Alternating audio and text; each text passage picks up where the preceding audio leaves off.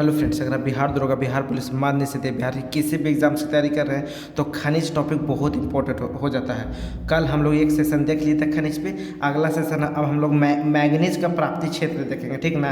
Exams में बहुत आते हैं सब क्वेश्चन। तो मैग्नीज की सर्वाधिक प्राप्ति धड़वार चट्टानों से होती है, याद रखिएगा, ठीक है।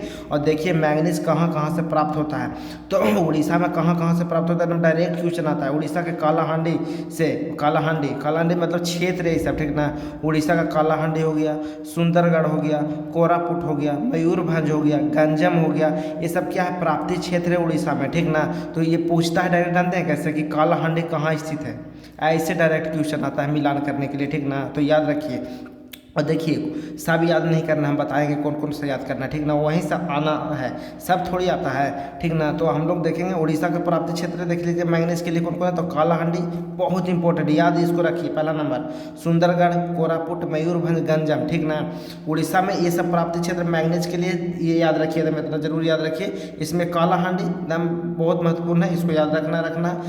फिर यहाँ से मयूरभंज याद रखना ही रखना है, ठीक है। उड़ीसा में हम लोग देख लिए मैग्नीज का प्राप्ति क्षेत्र। अब हम लोग महाराष्ट्र में देखते हैं, तो महाराष्ट्र का भंडारा बहुत महत्वपूर्ण है मैग्नीज के लिए। भंडारा क्षेत्र है जो बहुत इंपॉर्टेंट है। तो महाराष्ट्र का भंडारा ऐसे डायरेक्ट पूछता है कि ना भंडारा कहाँ स्थित है, मैग्नीज प्राप्ति क्षेत्र भंडारा कहाँ स्थित है, ऐसे डायरेक्ट क्वेश्चन आता है मिलान करने के लिए। तो याद रखिएगा, सभी एनसीईआरटी बेस्ट है, समझे ना, सभी एनसीईआरटी का क्वेश्चन है, ठीक ना। तो याद रखिएगा, ये सब हल्के मत लीजिएगा। और चैनल पर नए तो चैनल को जरा सब्सक्राइब करिए, ठीक ना। इस बार पूछा था बिहार दरोगा में, कोई का नोट से मिला नहीं था, समझे, एनसीईआरटी में था। एक जो नहीं मिला वो एनसीईआरटी में था, ठीक ना। तो एनसीईआरटी सब बेस्ट है, इसको हल्के मत लीजिए। तो महाराष्ट्र में भंडारा, नागपुर, रत्नागिरी याद रखिए मैग्नीज के लिए। और मध्य प्रदेश में छिंदवाड़ा, याद रखिएगा, मध्य प्रदेश में छिंदवाड़ा बहुत इंपॉर्टेंट है। और बालाघाट, दोनों बहुत इंपॉर्टेंट है, छिंदवाड़ा, बालाघाट और जबलपुर और निमाड़ और झाबुआ। लेकिन इसमें कोई याद रखिए ना, छिंदवाड़ा और बालाघाट जरूर याद रखिए, ठीक।